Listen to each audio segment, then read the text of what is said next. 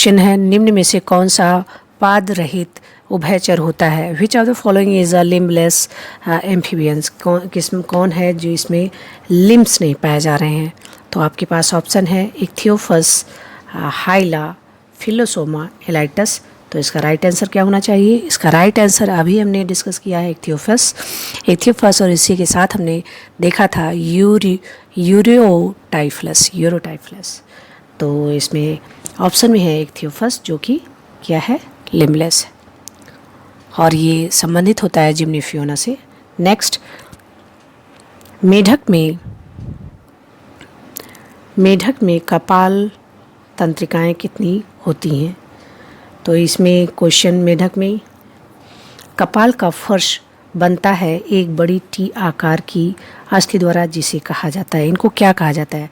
अगर हम कपाल तंत्रिकाओं की बात करें मेढक में, तो वो 10 जोड़ी पाई जाती हैं, 10 पेयर पाई जाती हैं, जबकि हमारे ह्यूमन बीइंग में ये पाई जाती हैं, 12। तो इसी से संबंधित सवाल है कि मेढक में कपाल का फर्श बनता है,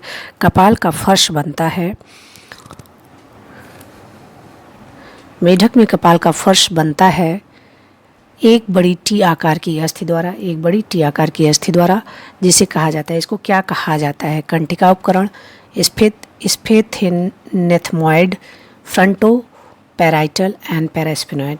तो इसका इंग्लिश की तरफ चलते हैं। हाँ, तो इसका राइट आंसर क्या होना चाहिए? इसका राइट आंसर है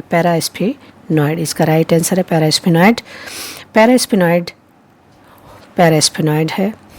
मेढक में कपाल का संपूर्ण फर्श, इंटायर फ्लोर, एक बड़ी सी पैरास्पिनॉइड अस्थि द्वारा ढकी होती है। यह अस्थि कपाल की फर्श को दृढ़ता प्रदान करती है। इसका आकार ड्रैगर टी के आकार के होता है, उल्टे टी के आकार का होता है। अगला सवाल, मेढक में हृदय धड़कन की दर होती है। मेढक में हृदय कितनी बार धड़कता है? मनुष्य में 72 बार धड़कता है, लेकिन हम जानना चाहते हैं, घटना चक्र में क्वेश्चन है कि मेढक में, ये TGT 1999 में आया हुआ क्वेश्चन है, तो ये कितनी बार धड़कता है? तो इसका राइट आंसर क्या होना चाहिए? 64 बार, 75 बार, 72 बार, 75, 50 बार। तो इसका राइट आंसर है 64 बार। मेढक का जो हृदय है, धड़कन है, वो 64 टाइम्स पर मिनट, 1 मिनट में 64 बार धड़कता है, जबकि मनुष्य का 72 बार धड़कता है। अगला क्वेश्चन, मेढक में हृदय चक्र, कार्डियक साइकिल 0.94 सेकेंड पूरा होता है। इस प्रकार मेढक में हृदय स्पंदन की दर 64 बार प्रति मिनट होती है। अगला क्वेश्चन देखते हैं। अगला क्वेश्चन है, डक्टस बोर्टालिस उपस्थित होता है किसमें? डक्टर बोर्टालिस उपस्थित किसमें होता है? राना में, स्कोलियोडॉन में, लेपिडोसेरेन में एंड सेरेटोडस में। तो इसका राइट आंसर होना चाहिए, राना की बात, एम्फीबिया की बात, तो राना की बात है, राना टिग्रीना। राना एम्फीबिया में 4 जोड़ी महाधमनी एरोटिक आर्चेज उपस्थित होते हैं। तीसरी, चौथी, 5वीं और 6ठी जोड़ी में 5वीं अल्प विकसित तथा अनुपस्थित होती है। इसके एक्सप्लेनेशन को देख लेते हैं। इसका राइट आंसर है राना। हाँ, इसका एक्सप्लेनेशन है, एम्फीबिया में 4 जोड़ी महाधमनी एरोटिक आर्चेज होते हैं। तीसरी, चौथी, 5वीं, 6ठी जोड़ी में 5वां अल्प विकसित अनुपस्थित होता है। चौथी जोड़ी पार्श्व महाधमनी या लेटरल डॉर्सल एरोटा या फिर रेडिक्स से जुड़कर डक्टस बोर्टालिस का निर्माण करती हैं। ये हमने देखा, डक्टस बोर्टालिस किस में होता है? राना में होता है, डक्टस बोर्टालिस। ये चौथी जोड़ी पार्श्व महाधमनी या रेडिक्स से जुड़कर डक्टस बोर्टालिस बनाते हैं। अगले प्रश्न की तरफ हम लोग बढ़ते हैं। अगला सवाल, मेढक में वाई के आकार की हड्डी होती है। वाई के आकार की हड्डी कौन सी होती है? स्क्वेमोसल, टेरिग्नॉइड, पैलेंटाइन, क्वाड्रेटोजुगल। तो इसका राइट आंसर होना चाहिए टेरिग्वाइड इसका राइट आंसर है। वाई के आकार की हड्डी होती है टेरिग्वाइड। मेढक के मुंह में देखते हैं कहाँ पाई जाती है। मेढक के मुंह में के ऊपरी जबड़े अपर जॉ में 6 जोड़ी हड्डियाँ होती हैं जो आपस में मिलकर मैक्सिलरी आर्क बनाती हैं। मैक्सिलरी आर्क बनाती हैं। इसका बाह्य भाग प्री मैक्सिला, मैक्सिला क्वाड्रेजुगल से, जबकि अंतः भाग पैलेंटाइन स्क्वेमोसल टेरिग्नॉइड से बना होता है। मेढक में टेरिग्नॉइड हड्डी वाई के आकार की, किस आकार की होती है? वाई के। मेढक की आदर्श कशेरुका का सेंट्रम होता है। तो इसका अग्रगर्ती, द्विगर्ती, उभय पट्टित। तो इसका राइट आंसर होना चाहिए अग्रगर्ती। मेढक की आदर्श कशेरुका का सेंट्रम होता है अग्रगर्ती प्रोसेलस। मेढक की आदर्श कशेरुकाओं में एक बड़ी छिद्र युक्त रिंग जैसी संरचना होती है। मेढक की आदर्श कशेरुकाएं टिपिकल वर्टिब्रा में एक बड़ी छिद्र युक्त रिंग लाइक संरचना होती है, जिसे न्यूरल कैनाल कहा जाता है। न्यूरल कैनाल ऐसे कहा जाता है। स्पाइनल कार्ड यहीं से होकर गुजरता है। इस रिंग के आधार पर वेंट्रल मोटा तथा ठोस छड़नुमा सेंट्रम कहलाता है। यह सेंट्रम प्रोसेलस होता है, अग्रगर्ती होता है। इसका अग्रभाग इंटीरियर फेस अवतल तथा पोस्टीरियर फेस उत्तल होता है। पोस्टीरियर उत्तल है और इंटीरियर अवतल होता है। क्लियर? अगला सवाल, मेढक की 8वीं कपाल तंत्रिका मस्तिष्क को किस अंग से जोड़ती है? आठवां आठ, नाक, जीभ, कान, फेरिंग्स। आठवां आठ ऑडिटरी से याद रख सकते हैं हम लोग। तो इसका ऑडिटरी से जोड़ती है, मतलब कान से जोड़ती है। तो इसका राइट आंसर होना चाहिए कि ये कान से जोड़ती है। और मेढक में कितनी कपाल तंत्रिकाएं होती हैं? 10, और मनुष्य में होती हैं 12। 8वीं कपाल तंत्रिका ऑडिटरी तंत्रिका कहते हैं। ये सेंसरी होती है। ये मस्तिष्क को कान से जोड़ती है। ब्रेन को ईयर से जोड़ने का काम करती है। किसमें? फ्रॉग में, मेढक में। और ये कौन सी होती है? 8वीं होती है, ऑडिटरी होती है, कान से जोड़ती है। और इम्पोर्टेंट बात कि ये सेंसरी होती है। ठीक है। मेढक में अग्रपाद का अंगुलास्थि सूत्र क्या होता है? अगले वाले जो पैर हैं उनकी अस्थियों का सूत्र क्या होता है? Distal formula of 4 limb in frog. Distal formula of 4 limb in frog क्या होता है?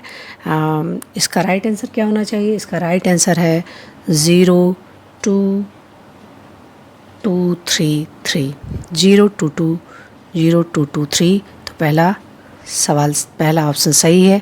मेढक के 4 लिम्ब में अंगूठा अनुपस्थित होता है, इसीलिए 0 वाला ऑप्शन होता है। इसके अग्रपाद का अंगुलास्थ सूत्र 0 2 2 3 3 होता है। अगला सवाल, एक्सोलोटल लार्वा संबंधित होता है मछलियों से, प्रोटोकैसेरिकों से, उभयचरों से, कुछ अकशेरुकों से। तो एक्सोलोटल लार्वा है संबंधित एम्फीबिया से। एक्सोलोटल लार्वा कुछ उभयचरों एम्बीस्टोमा आदि से संबंधित होता है। इसमें न्यूटिनी अवस्था पाई जाती है। थायरॉक्सिन की कमी के कारण की कमी के कारण इसके लार्वा में रूपांतरण नहीं हो पाता। अवयस्क में ही यह यौन परिपक्वता इसमें पाई जाती है। इसमें पाया जाता है एक्सोलोटल लार्वा। तो क्या हुआ? एक्सोलोटल लार्वा किस में पाया जा रहा है? एम्बीस्टोमा आदि में से संबंधित होता है। इनमें क्या होता है कि न्यूटिनी अवस्था पाई जाती है। न्यूटिनी अवस्था क्या होता है कि थायरॉक्सिन की कमी के कारण क्या होता है कि जो लार्वा होता है उसमें रूपांतरण नहीं हो पाता है, और ये वयस्क बनने से पहले ही क्या करते हैं? वयस्क नहीं हो पाते हैं, और ये क्या करते हैं? यौन परिपक्वता दिखाते हैं। अगला सवाल है, न्यूटिनी पाई जाती है किस में पाई जाती है? Tadpole, हाइला, salamander, axolotl. अभी हमने देखा कि ये एक्सोलोटल में पाया जा रहा है, एक्सोलोटल लार्वा में पाया जा रहा है, क्योंकि इसमें थायरॉक्सिन हार्मोन की कमी हो जा रही है, उसके बाद ही हो रहा है। तो एक्सोलोटल में न्यूटिनी अवस्था पाई जाती है। थायरॉक्सिन की कमी के कारण इनके लार्वा में रूपांतरण नहीं हो पाता, मेटामॉर्फोसिस नहीं हो पाता है। थायरॉक्सिन की कमी है, थायरॉक्सिन की कमी के कारण मेटामॉर्फोसिस नहीं हो पा रहा है। तो ये लार्वा ही जो होता है, अपरिपक्व लार्वा ही यौन परिपक्व सेक्चुअल मैच्योरिटी पाई जाती है इसमें। तो ये होता है एक्सोलोटल लार्वा में। अगला नियोटिनी पाई जाती है किसमें? नियोटिनी पाई जाती है टैडपोल में, हाइला में, सैलामेंडर में एक्सोलोटल। अभी हमने देखा इसको। डिंभक जनन देखा जाता है, डिंभक जनन। नियोटिनी इज ऑब्जर्व्ड इन। डिंभक जनन मतलब नियोटिनी किसमें ऑब्जर्व की गई है? एम्बिस्टोमा, साइकॉन, एलाइस्टीन एंड सेक्विलिना। तो इसका राइट आंसर है एम्बिस्टोमा में, एम्बिस्टोमा में। एक्सोलोटल लार्वा, हाँ, तो एम्बिस्टोमा में पाया जाता है। अगला सवाल, नियोटिनी इज ऑब्जर्व्ड इन एम्बिस्टोमा में। एम्बिस्टोमा लार्वा को एक्सोलोटल लार्वा भी कहते हैं। इसमें लार्वा अवस्था में ही जन्म प्रक्रिया प्रारंभ हो जाती है और इसका कायांतरण नहीं हो पाता है। ये हम लोगों ने देखा क्योंकि थायरॉक्सिन हार्मोन की कमी हो जाने के कारण क्या होता है? मेटामॉर्फोसिस नहीं हो पाता है। अगला सवाल, एक्सोलोटल डिंभक पाया जाता है अवस्था कहाँ पे प्रदर्शित होती है? डिंभक जनन, छद्म जनन, डिंभक छद्म को इसकी हिंदी इंग्लिश वाले पार्ट नियोटिनी ओनली, नियोटिनी में पाया जाता है एक्सोलोटल। हाँ, paedogenesis only, both neoteny and paedogenesis utility. तो इसका राइट आंसर होना चाहिए सी, बोथ नियोटिनी और पेडोजेनेसिस दोनों में ही होता है। एक्सोलोटल लार्वा कुछ एम्फीबियंस में पाया जाता है या लार्वा अवस्था में जनन करता है। लार्वा अवस्था में जनन की क्रिया पेडोजेनेसिस कहलाती है। लार्वा अवस्था में ही अगर वो उसमें जनन होने लगता है तो इसको पेडोजेनेसिस करते हैं और यही हाल होता है नियोटिनी में भी। इसके लार्वा अवस्था में ही शारीरिक रूप से बने रहने पर लैंगिक विकास जनन योग्य होने की क्रिया हो जाती है, इसको कहते हैं नियोटिनी। तो नियोटिनी और पेडोजेनेसिस लगभग एक जैसी अवस्थाएँ हैं, इसलिए और दोनों में ही एक्सोलोटल लार्वा, दोनों अवस्था एक्सोलोटल लार्वा दर्शाता है, बोथ नियोटिनी एंड पेडोजेनेसिस।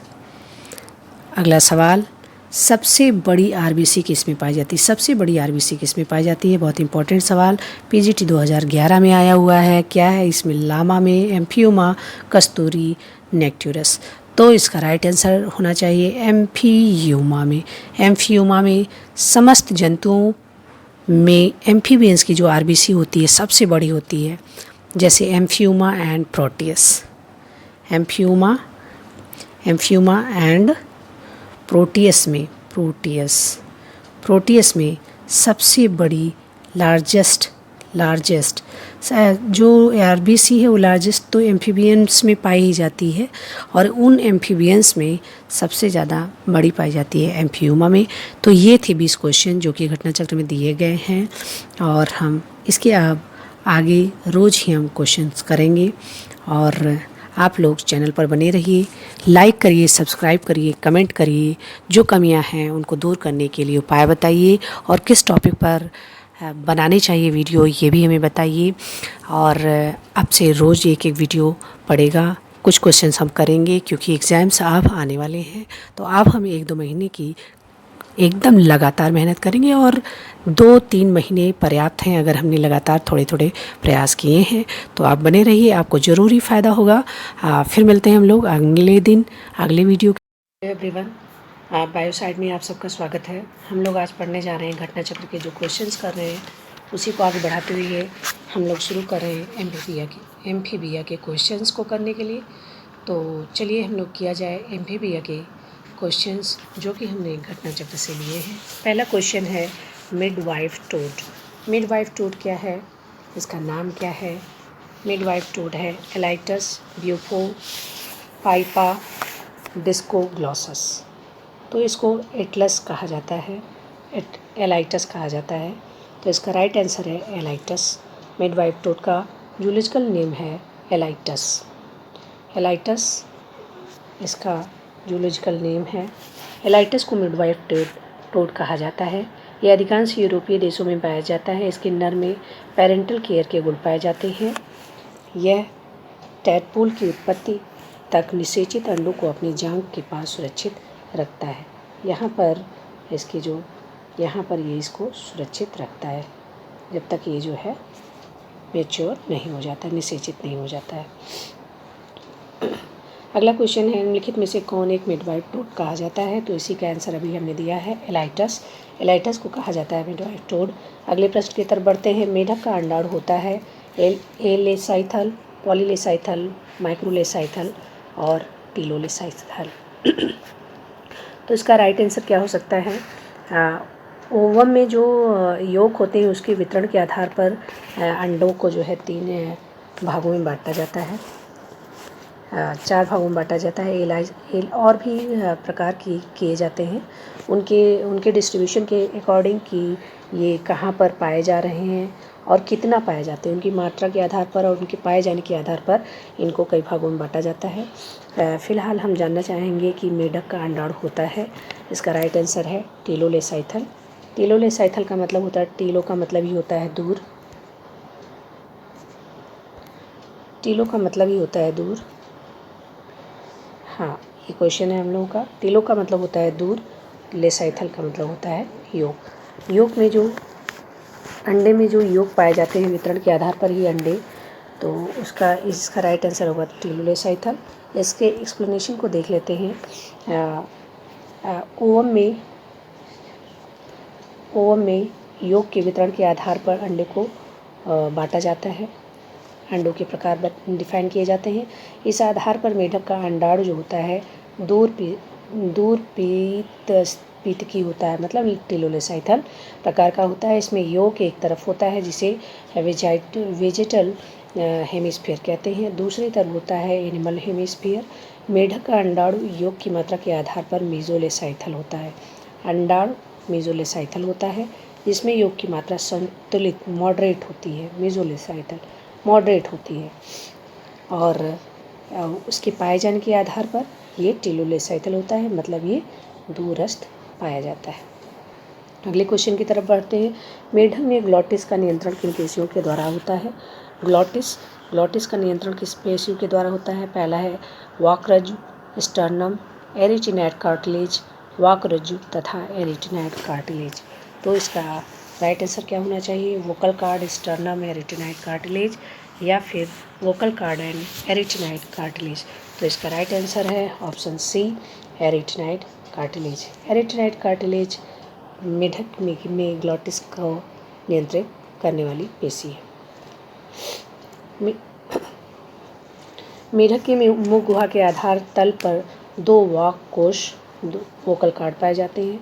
मेढक में एक लॉन्गिट्यूडिनल स्लिट जिसे ग्लॉटिस कहा जाता है, कहते हैं, के माध्यम से ग्रासनी में खुलती है।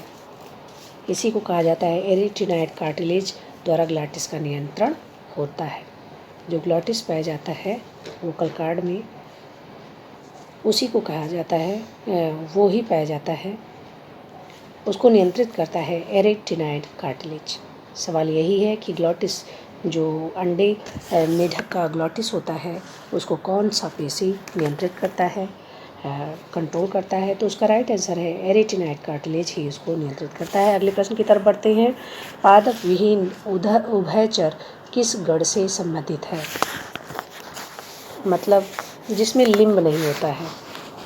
पहला ऑप्शन है जिम्नोफियोना, यूरोडिला, एन्यूरा कॉर्डेटा। तो इसका राइट आंसर क्या होना चाहिए? जो लिम्बलेस है, limbless amphibians belongs to the order. तो इसका राइट आंसर है option A, gymnophiona limbless amphibian है। Limbless amphibian belongs to order, ये जिम्नोफियोना ग्रुप से संबंधित होता है और ये लिम्बलेस होता है। जैसे आपने इक्थियोफिस को जानते होंगे, वो इसी से संबंधित है। एक्सप्लेनेशन देख लेते हैं। जिम्नोफियोना या एपोडा, इसको एपोडा भी कहा जाता है। एपोडा, ये बहुत इंपॉर्टेंट है। एपोडा जिम्नोफियोना गण के अंतर्गत लिम्बलेस उभयचर पाए जाते हैं। इनकी लगभग 55 प्रजातियाँ पाई जाती हैं, लगभग 55 स्पीसीज पाई जाती हैं। जैसे इक्थियोफिस, यूरियोटाइफलस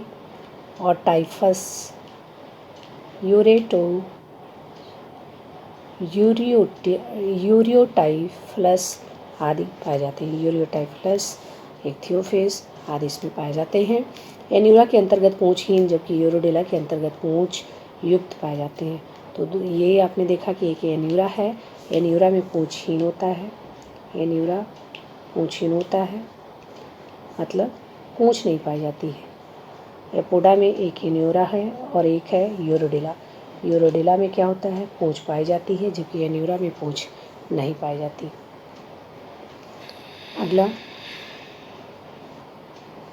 अगला है पदविहीन एम्फीबिया प्राणी किस ऑर्डर में रखे जाते हैं। Limbless amphibians are placed in, अभी हमने देखा कि Anura, Gymnophiona, Urodela, none of the above.